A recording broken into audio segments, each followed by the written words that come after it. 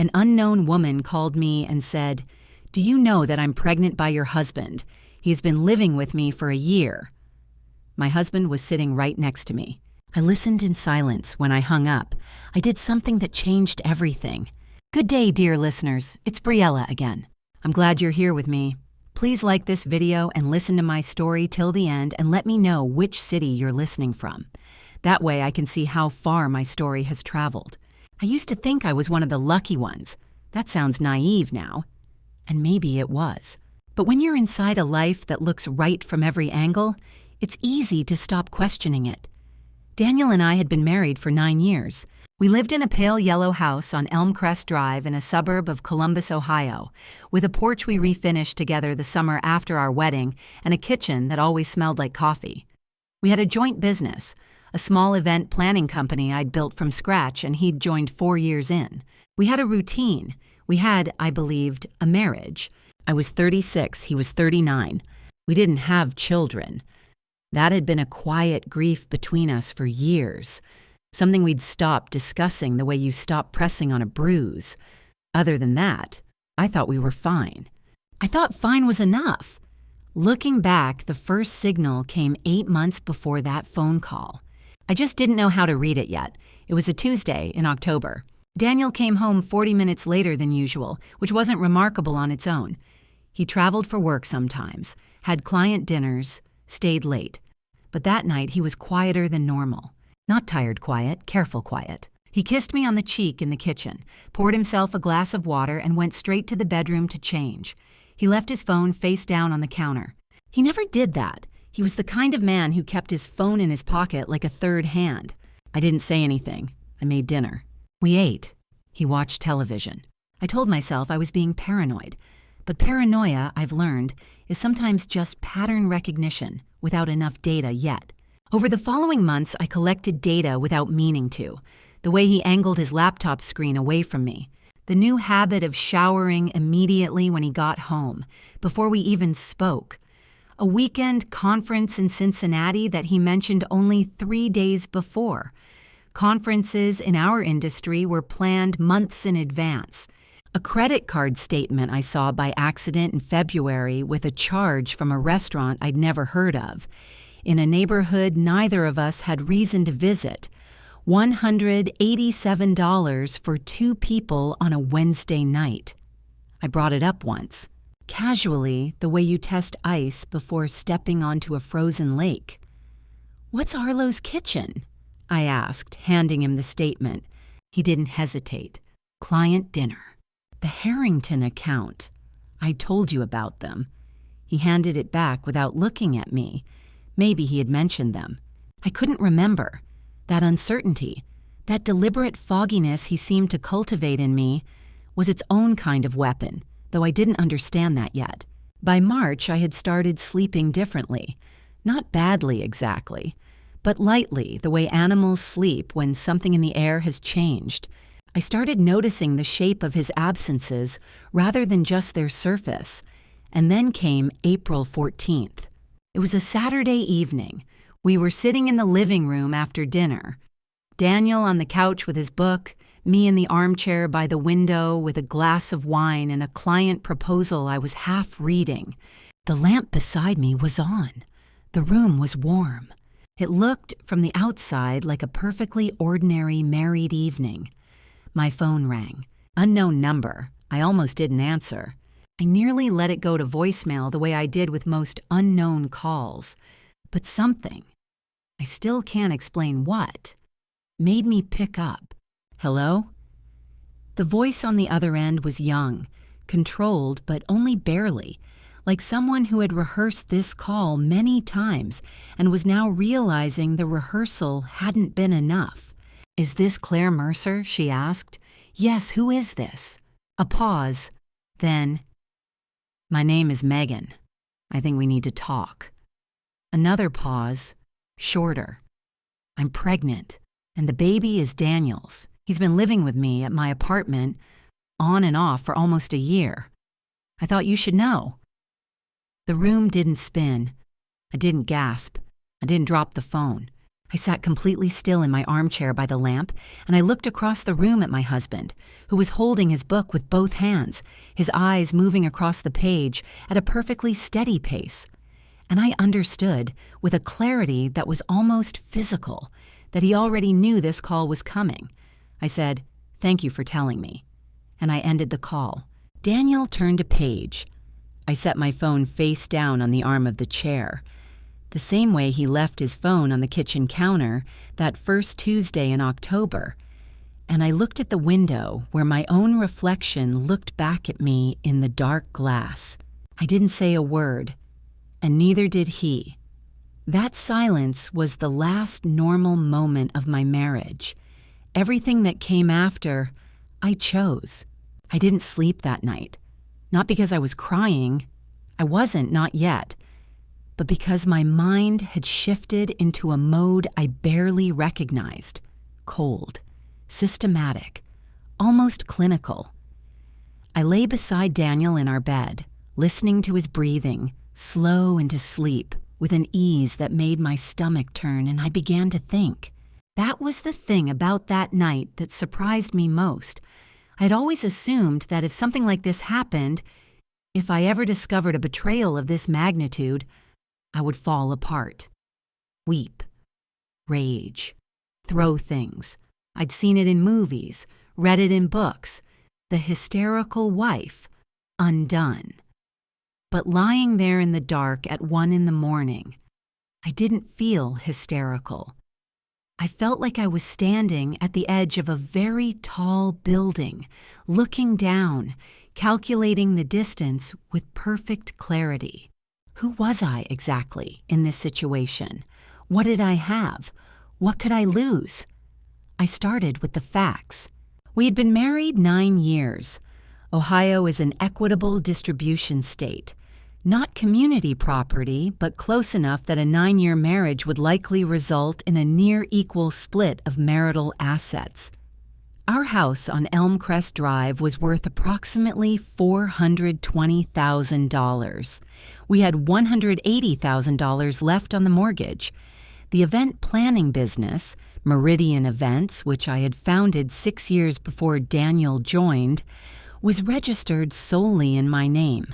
I had never added him as a legal partner or co-owner, though he had worked in it for 4 years. He drew a salary. He had no ownership stake. I had never gotten around to formalizing any of it. That, I realized, lying there in the dark, was not an oversight. That was a lifeline. We had a joint savings account with approximately $94,000, a joint investment account with around $67,000, 2 cars, my Volvo, his Audi, both paid off. No children, no shared debt beyond the mortgage. And then there was Megan. I knew almost nothing about her, only her voice, young, controlled, prepared. Only the fact that she was pregnant, that she claimed he had been with her for almost a year, that she had known to call me by my full name. She had done this deliberately. She had wanted me to know. But why? Was she trying to force his hand, push him to choose her, make the situation impossible for him to maintain? Or was there something else? Was she, in some way I couldn't yet see, also a victim? I didn't know, and I couldn't afford to make assumptions. What I could afford to do was prepare. I got up at 4 a.m., careful not to wake Daniel. I went downstairs, made coffee, and sat at the kitchen table with a yellow legal pad. I made 3 columns: assets, evidence, actions. Under assets, I listed everything I'd calculated in bed. Under evidence, I wrote what I had. 1 phone call from a woman named Megan, no last name, claiming pregnancy and a year-long affair. A credit card receipt from February. A pattern of behavior over 8 months that I had witnessed but not documented. That wasn't enough. That was almost nothing. I had no texts, no photos, no emails. I had never looked through Daniel's phone, partly out of trust, partly out of a pride that now felt like stupidity. I had no proof of where he had spent his time. I had a feeling, a pattern, and one phone call.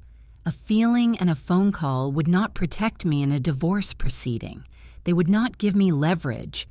They would not tell me who Megan was, how serious this was, or what Daniel planned to do next. He hadn't said a word to me after that call. He'd sat with his book, gone to bed, and slept. That told me something critical. He was not panicking, which meant he had a plan too. That thought settled into me like a stone dropping into still water. He had a plan, which meant I needed mine to be better. Under actions, I wrote 3 things. 1. Attorney. Monday morning, consultation only, tell no one. 2. Separate finances, carefully, slowly, without triggering alarm. 3. Find out who Megan is. I underlined the last one twice. I went back upstairs before 6, slid into bed, and lay there until Daniel's alarm went off at 7. He got up, showered, came downstairs. I was already dressed, already making eggs. He poured coffee. We spoke about ordinary things. A client meeting I had that week, whether we needed more dish soap. He looked at me the way he always had, steady, familiar, slightly distracted. He was performing normal. So was I, but I was performing it while knowing exactly what I was doing. I was not sure he could say the same.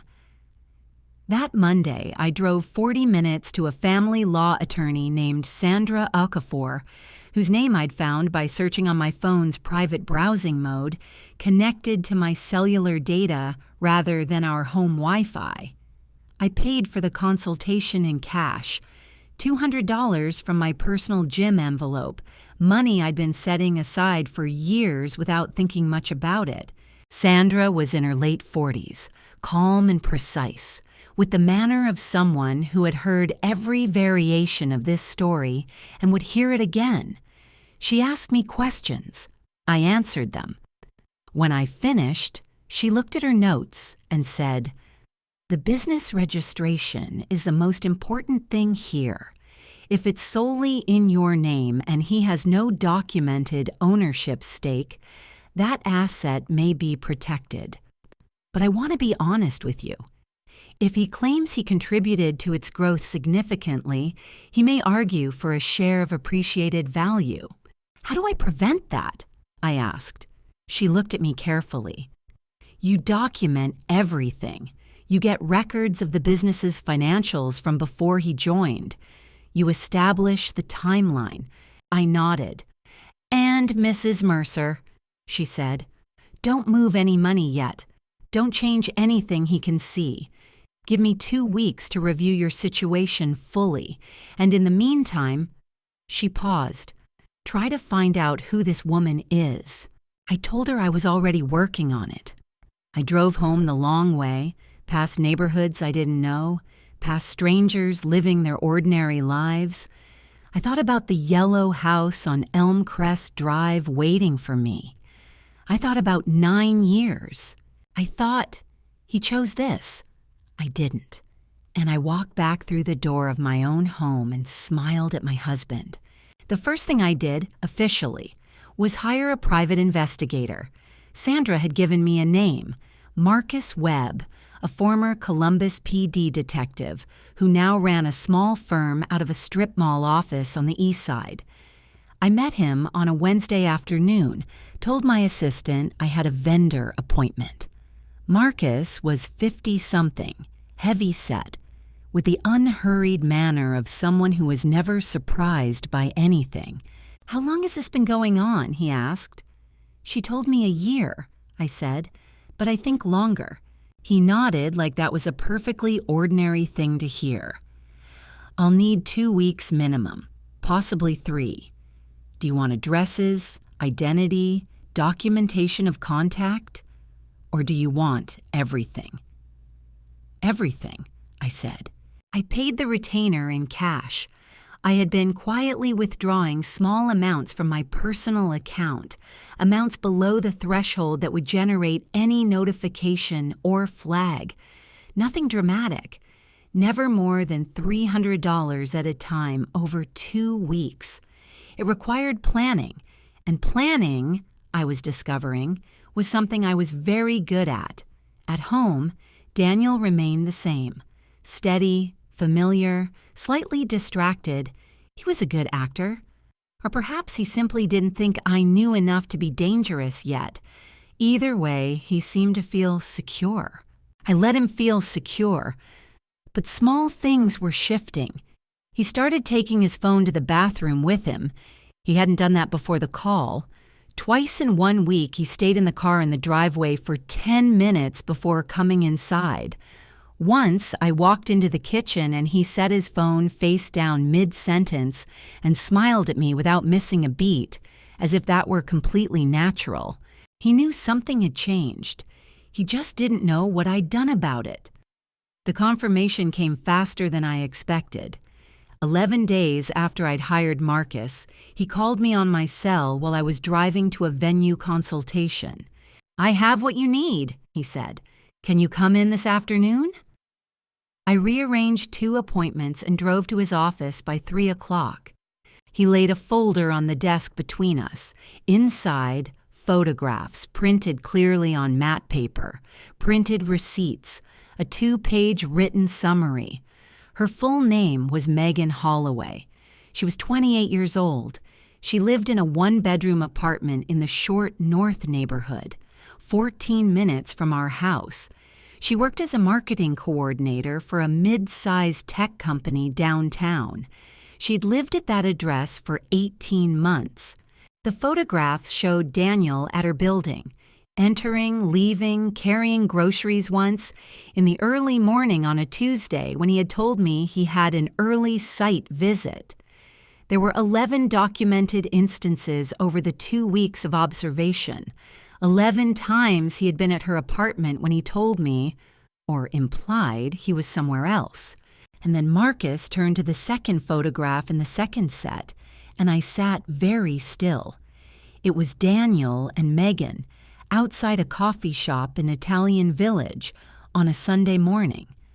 I recognized the Sunday. It was 3 weeks before the phone call, the morning Daniel had told me he was meeting a supplier. In the photograph, Megan's profile was visible. She was not visibly pregnant yet, but in the background, just at the edge of the frame, someone else stood. A woman, older, watching them from a table outside. Marcus had circled her in red pen. "Who is that?" I asked. "That," Marcus said carefully, "is Donna Holloway, Megan's mother. She knows about the situation. She appears to have been aware for some time. She and your husband have had at least 2 direct conversations that we observed." He paused. "Mrs. Mercer, this isn't a young woman acting alone. She has family support. They're organized." I looked at the photograph for a long moment. "Was there anyone before her?" I asked. Marcus hesitated, which was the first time I'd seen him hesitate. He turned one more page. "We found references in public social media, cross-referenced against your husband's travel records, to a woman in Pittsburgh, approximately 2 years ago. The contact appears to have ended, but it was documented on her end for about 7 months. 2 years ago, before Megan, before the careful phone placement and the late arrivals. This hadn't been a slip. This hadn't been loneliness or midlife confusion or one terrible mistake that grew out of control. This was a pattern. I asked Marcus to email me the encrypted file to my personal email address, one I'd created on my phone 3 weeks before, an address Daniel had never seen. I took the printed folder with me. I drove home without music, without the radio, in complete silence. When I walked in, Daniel was in the kitchen. He looked up and asked how the venue consultation went. "Great," I said. "Really promising space."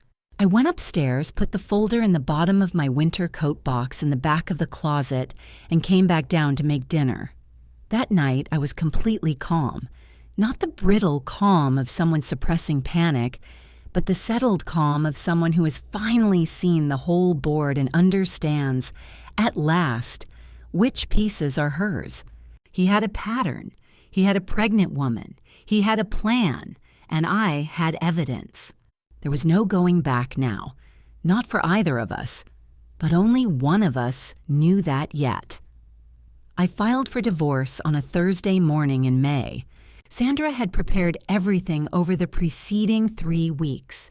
The petition cited irreconcilable differences. Ohio doesn't require proof of fault to file, and Sandra had advised me that leading with the adultery evidence was a tactical decision best made later, not at the opening. "File quietly," she said. "Let him be served before he has time to move anything." Daniel was served at our office, at Meridian Events, where he worked as an employee of my company, on a Friday afternoon by a process server who arrived at 2:15 while I was at a client lunch across town. I was not there. I had planned not to be there. My assistant, Priya, called me at 2:22. "Claire," she said, her voice carefully neutral. "Daniel just left. He seemed, I'm not sure. He didn't say anything to me. He just took his jacket and left." "Okay," I said. "Thank you, Priya." I finished my lunch. I ordered dessert. I tipped 20%.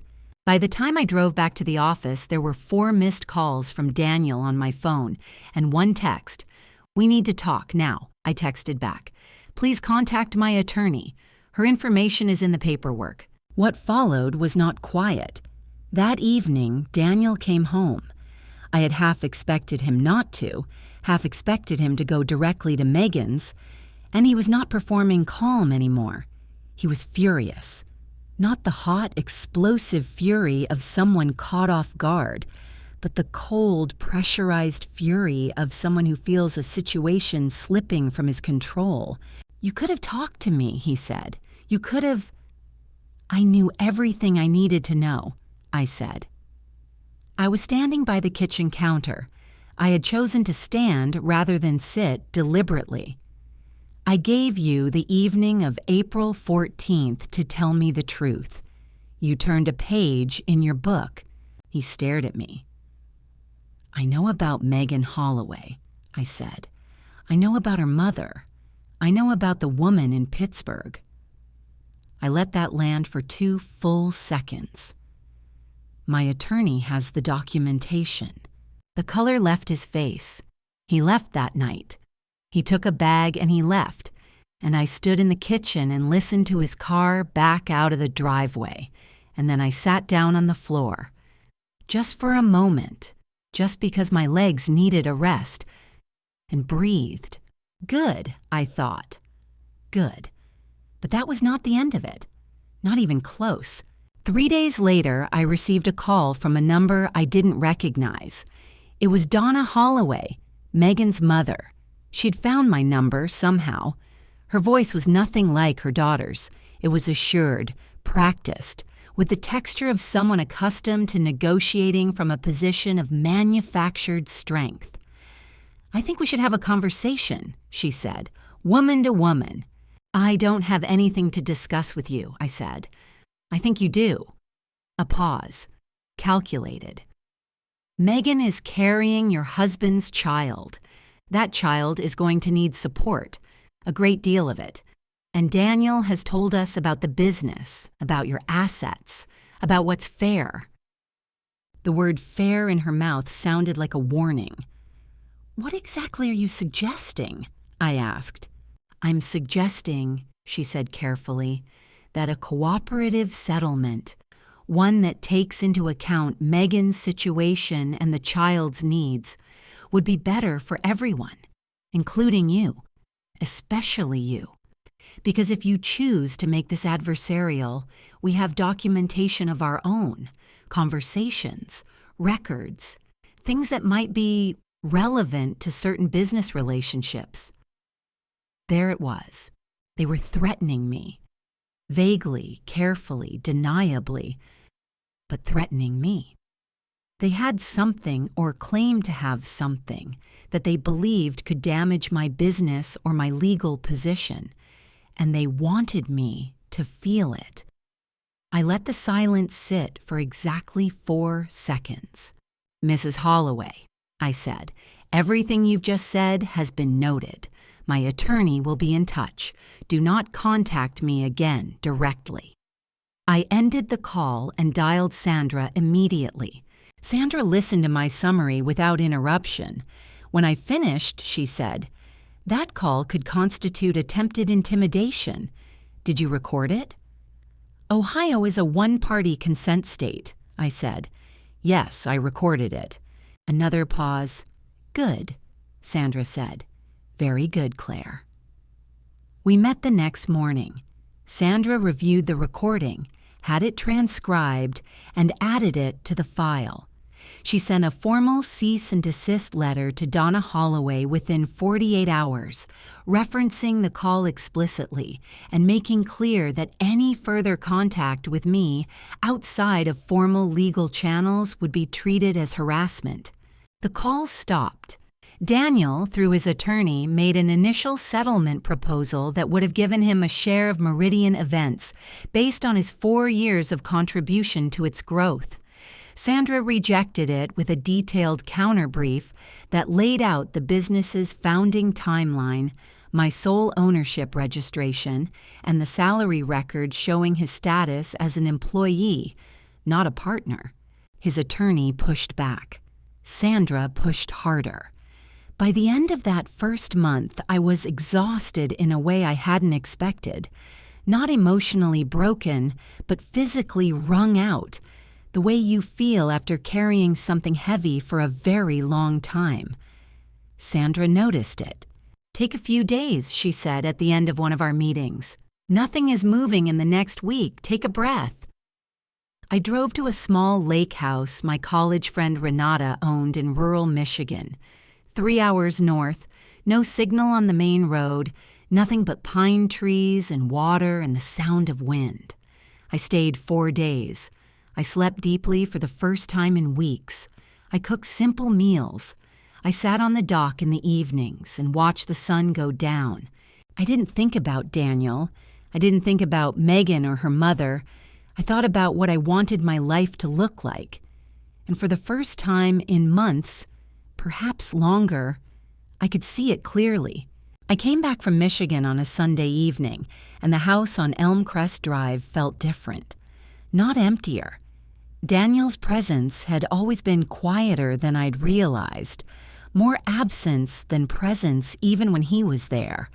It felt, if anything, more mine, like a room rearranged to finally suit the person living in it. I'd been home 3 days when Daniel asked to meet, not through Sandra, not through his attorney, directly, by text. "Can we have coffee? Just to talk. No lawyers." I showed the message to Sandra. She advised me to decline. I thought about it for 24 hours and then agreed. Not because I wanted reconciliation, and not because I was wavering, but because I wanted to see what he was offering, what he thought would work on me. Understanding your opponent's strategy is not the same as being susceptible to it. We met at a cafe in Grandview, neutral ground, a place neither of us had history in. He was there before me, sitting with 2 coffees already ordered. That small presumption, that he still knew how I took my coffee and that knowing it gave him some claim on me, told me everything I needed to know about his approach before he said a word. He looked tired. Genuinely tired. Not performed. I didn't let that soften me. I noted it. The way you note weather, as information rather than feeling. "I made a terrible mistake," he said. He wrapped both hands around his coffee cup and looked at me with something that might have been real remorse, or might have been a very good reconstruction of it. I know that. I'm not asking you to forget it.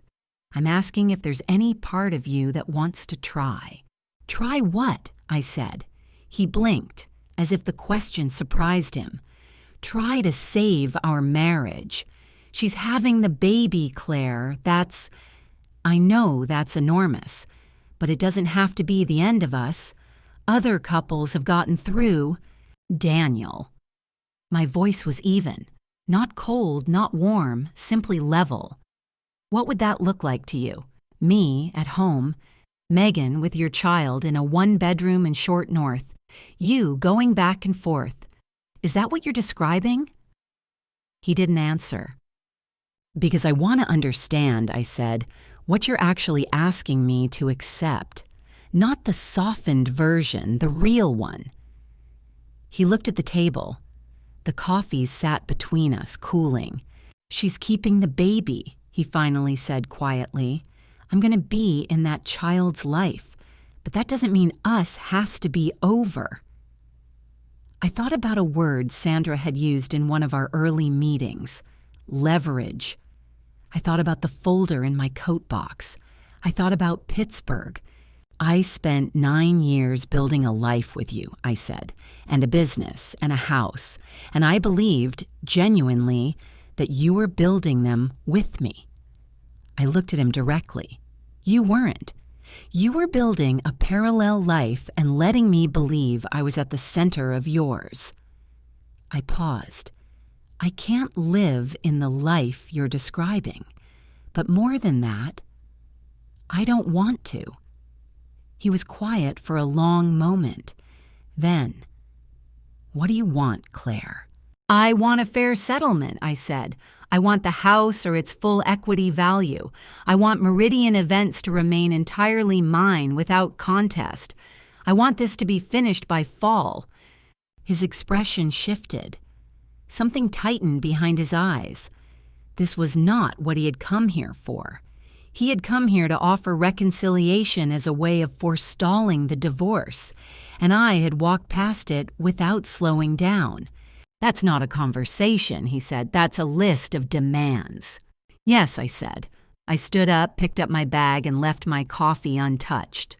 Tell your attorney to call Sandra. Outside, the May air was warm and smelled like cut grass. I walked to my car and sat inside for a moment with the engine off. Was I afraid? A little. Not of him, but of the long road still ahead, the months of legal proceedings, the cost in money and time and ordinary daily energy. But underneath the fear was something else, a steadiness I hadn't felt in years, maybe ever, the steadiness of a person who knows exactly where they stand. I called Renata that evening. I told her everything. The full story, beginning to end, the folder, Sandra, the recording of Donna Holloway's call, the cafe today. She was quiet through most of it. When I finished, she said, "Why didn't you tell me sooner?" I didn't want to be talked out of any of it, I said honestly. She laughed, a short, real laugh. Claire, when have I ever talked you out of anything? That was true. Renata had been my closest friend since college, steady and direct and constitutionally incapable of sugarcoating. She drove down from Michigan the following weekend and spent 2 days at the house, sleeping in the guest room, drinking wine on the porch in the evenings, saying nothing that wasn't useful or true.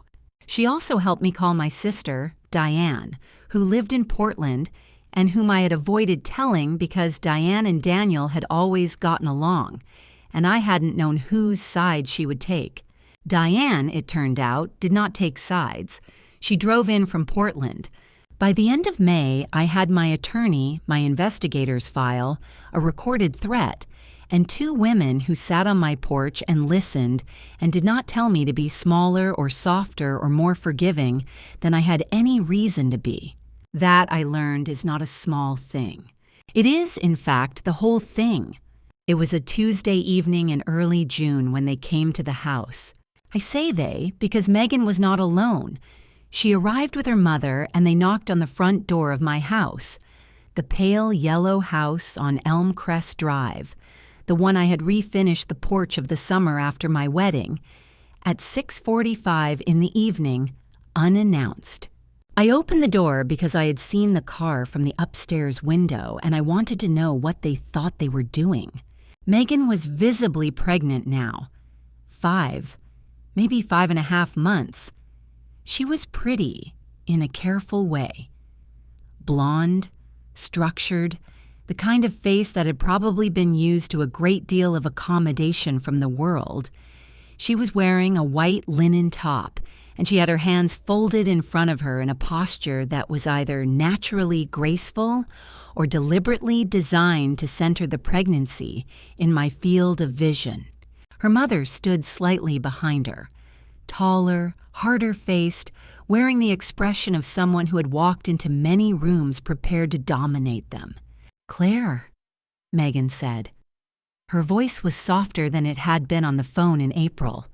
Deliberately softer, I thought. I know this isn't how you'd want us to come, but I felt like we needed to speak to each other, person to person, without attorneys. I looked at them both for a moment. "Come in," I said. We sat in the living room, the same room where I had taken that phone call 6 weeks before. I sat in my armchair. They sat on the couch. The lamp was on. Megan looked around the room with an expression I couldn't entirely read, something between sorrow and curiosity, and something else that I cataloged quietly and filed away. "I don't hate you," Megan said. "I want you to know that. What happened? Daniel told me things were over between you two, that you'd been distant for years, that you'd both agreed you were just—" She looked for the word. "Going through the motions."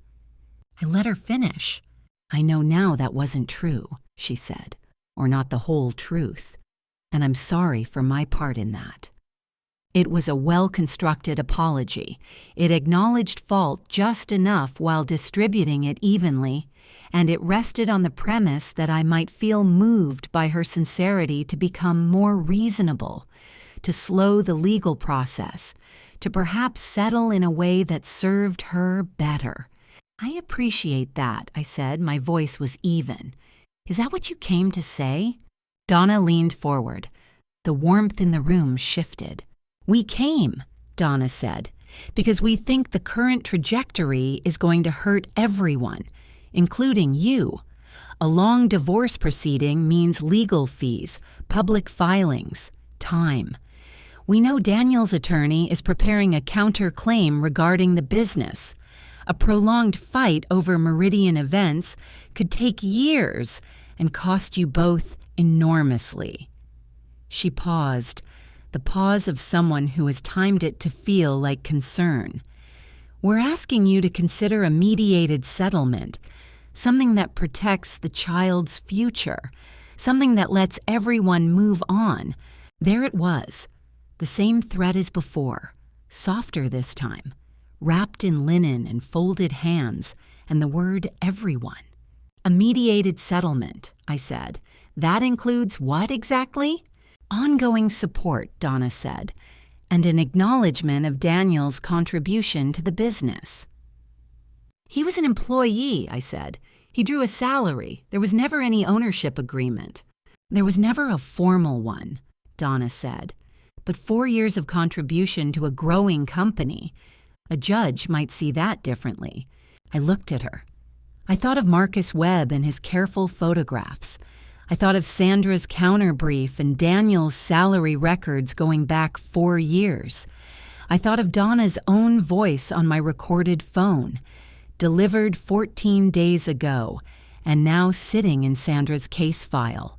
"Mrs. Holloway," I said, "you sent me a cease and desist letter telling you not to contact me directly.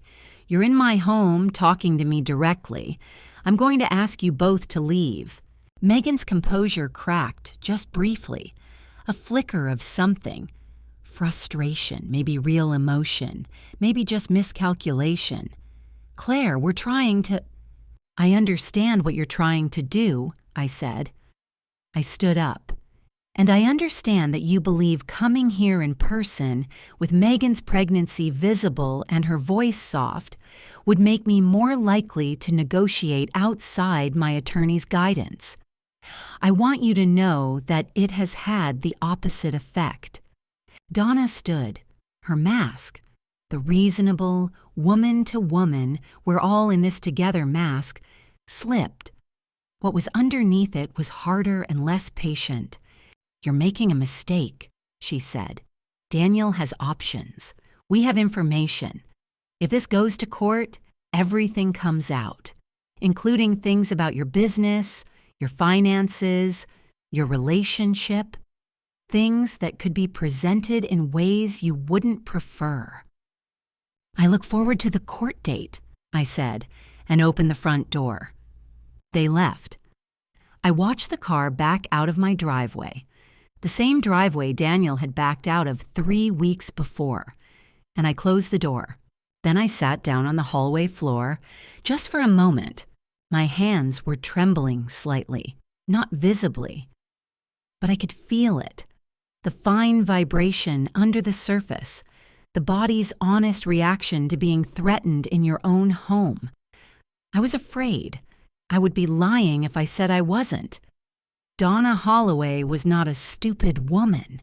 She had said we have information with the confidence of someone who believed it. What did they have? What angle had I not yet seen? I sat with that fear for exactly 4 minutes. I counted. And then I thought, they came here. They needed to come here. That means they're afraid, too. I picked up my phone and called Sandra. I told her about the visit, the conversation, the statements Donna had made. Sandra was quiet for a moment and then said, with a controlled satisfaction I hadn't heard from her before, they violated the cease and desist. In your home, with a witness, yourself, and a conversation you can document. Claire, they just handed us contempt proceedings. The fear in my hands stopped. It didn't disappear entirely. It became something else. Something I could use. A current running underneath my resolve, keeping me awake and careful and exact. I thought of that trembling and I thought, good. Stay afraid enough to stay sharp. The deposition was scheduled for a Wednesday morning in mid-July. It was not a courtroom. Depositions rarely are. It was a conference room on the 14th floor of a downtown Columbus office building with a long table, leather chairs, and windows overlooking the city. Sandra and I arrived early. I wore a gray blazer over a white shirt, and I had slept 8 hours the night before, which I mentioned because I had been planning to, deliberately, for 2 weeks. Daniel arrived with his attorney, a man named Greg Faust, who was competent and slightly overconfident, the kind of lawyer who confused aggression with strategy. Megan was not present. Her mother was not present. This deposition concerned the marital assets only, but what would come out of it would determine everything. Greg Faust's strategy, which became apparent within the first 20 minutes, was to establish that Daniel had functioned as a co-founder of Meridian Events in practice, regardless of what the paperwork said. He intended to argue that Daniel had brought clients, shaped strategy, and contributed to a company that had more than doubled in revenue during his 4 years of involvement. This was not wrong. Daniel had contributed. He was good at his job. I had never denied that. But contribution is not ownership, and the law is specific about documentation. Mr. Mercer, Sandra said midway through the deposition, can you show me any document, any email, contract, agreement, or written record that establishes you as a co-owner or equity partner of Meridian Events? There was a mutual understanding, Daniel said. A document, Sandra said. Anything in writing. We operated like partners, he said.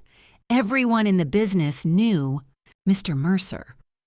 Sandra's voice was the temperature of still water. You drew a salary of $87,000 per year, correct? Yes, but... And that salary was documented in payroll records as that of an employee, not a partner, not an equity holder, an employee. Daniel looked at Greg Faust. Greg Faust looked at his notes. Sandra placed a document on the table, the original business registration, dated 6 years before, with my name and only my name. She placed the payroll records beside it. She placed Daniel's employment contract, a document he had signed in the first year, which I had found in my business files and which Sandra had examined with great attention. Beside that, the employment contract had a clause. I had not known about this clause when I first found it. Sandra had flagged it in our second meeting, and I had needed to sit quietly for a moment before responding to what she told me. The clause, in standard boilerplate that Daniel had signed without apparently reading carefully, stated that the employee acknowledged no equity interest in the business and waived any future claim to ownership based on length of service. "Mr. Mercer," Sandra said, "can you identify the signature on page 3 of this document?" He looked at it. "That's mine." "And can you read aloud the highlighted section?" He read it. His voice was even, but his jaw was tight. Greg Faust called for a 5-minute recess. They stepped into the hallway. Sandra and I sat in the conference room. "He didn't know about that clause," I said quietly. "No," Sandra agreed. "People often don't read what they sign." She straightened her pen. "He's going to come back and claim the clause is unenforceable, or that it was signed under duress, or that it doesn't apply to the specific claim he's making." "Is any of that true?" "None of it," she said. "Not in any way that will hold in court." They came back. Greg Faust attempted all 3 arguments in the following 40 minutes. Sandra addressed each one with the unhurried precision of someone who had anticipated every word. Then she moved to the second matter. "I'd like to discuss the visit to my client's home on June 3rd, she said, and the statements made at that time by Donna Holloway, who was acting as an agent for and alongside Megan Holloway, your husband's companion and the mother of his child." She placed a printed transcript on the table. She placed an audio file on a small device beside it. "I'm going to play approximately 90 seconds of recorded conversation." Greg Faust looked at Daniel. Daniel looked at the recorder. "This is the recording from the initial phone call," Sandra said, pressing play. Donna Holloway's voice filled the conference room. "Certain business relationships, things that might be relevant if you choose to make this adversarial." She stopped the recording. "This constitutes attempted intimidation in direct violation of a cease and desist order," Sandra said. "We have filed a formal complaint. We will be seeking sanctions." She looked at Greg Faust directly.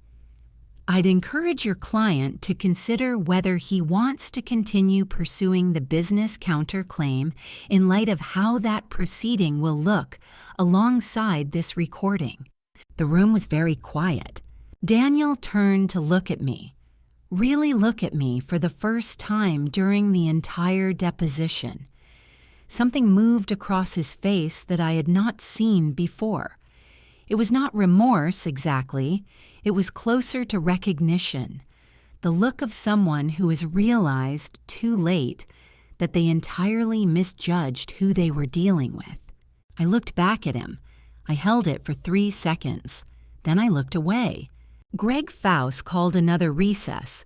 When he came back, he requested that the deposition be suspended for 2 weeks to allow his client to review the new materials. Sandra agreed.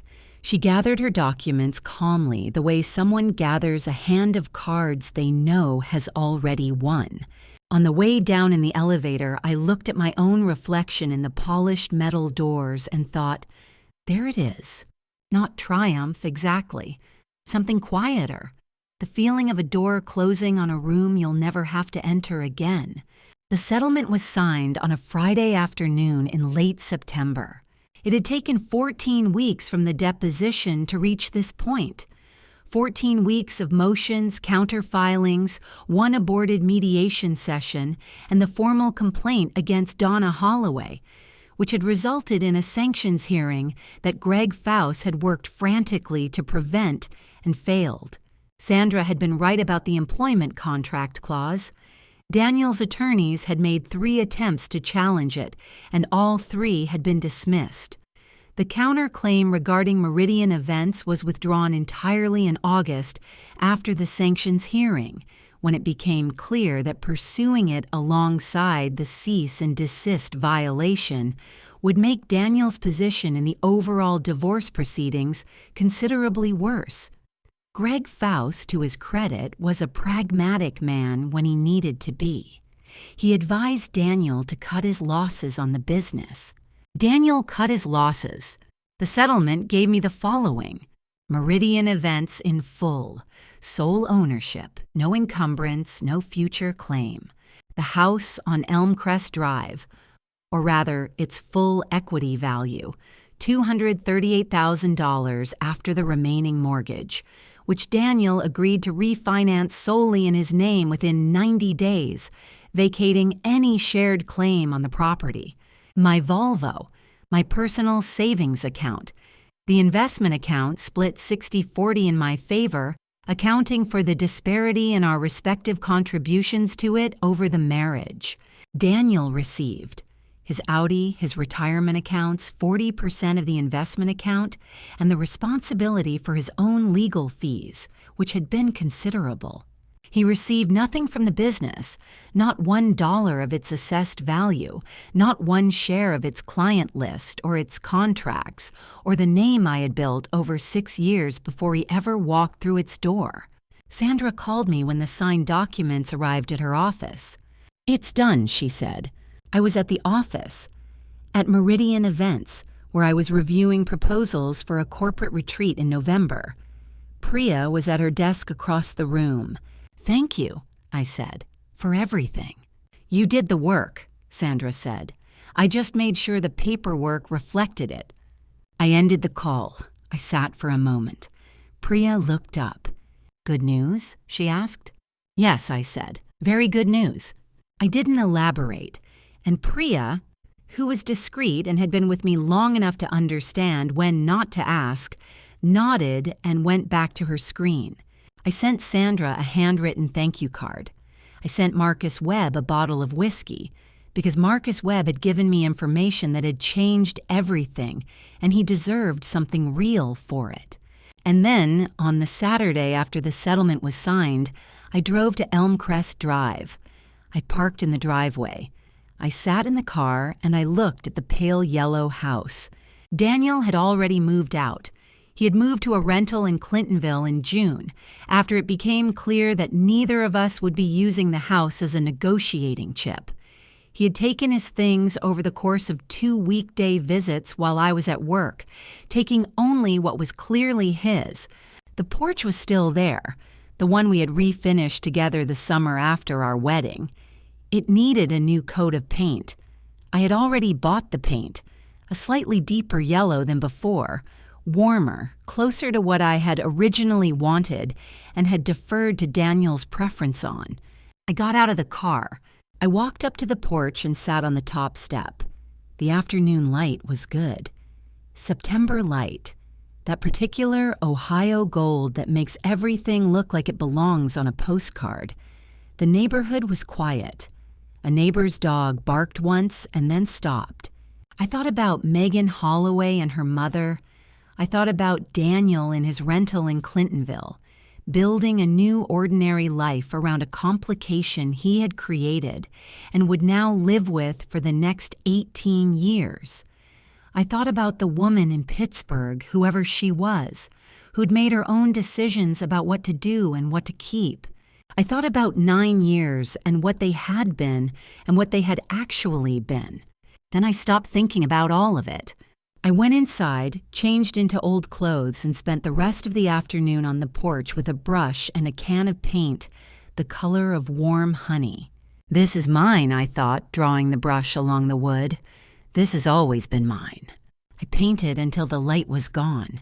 A year later, I was standing in a hotel ballroom in Nashville, watching 400 people eat the dinner my company had planned, and I was smiling.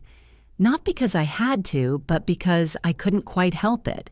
Meridian Events had grown steadily, the way things grow when they're no longer carrying dead weight. 2 new senior planners, a preferred vendor contract across 7 states, revenue up 31%. Priya was promoted to operations manager and immediately asked for a new desk chair, which I ordered the same afternoon. I had traveled to Portugal with Renata. I had joined a book club in the short north, the most statistically unlikely venue in the city, chosen deliberately because it was time to stop rerouting myself around geography that meant nothing anymore. Betrayal leaves marks.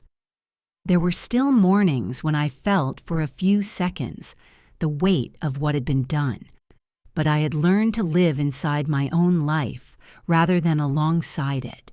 As for the others, Daniel's daughter was born in November.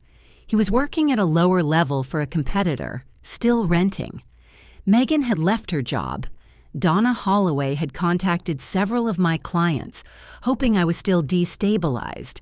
2 of them responded by sending me more business.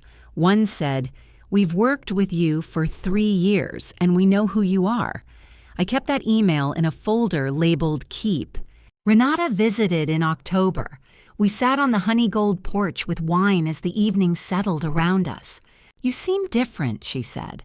"Like yourself, like the version of you that was always there but was being crowded." Crowded, that was exactly right. The space was mine now, all of it. And I was, without qualification, happy.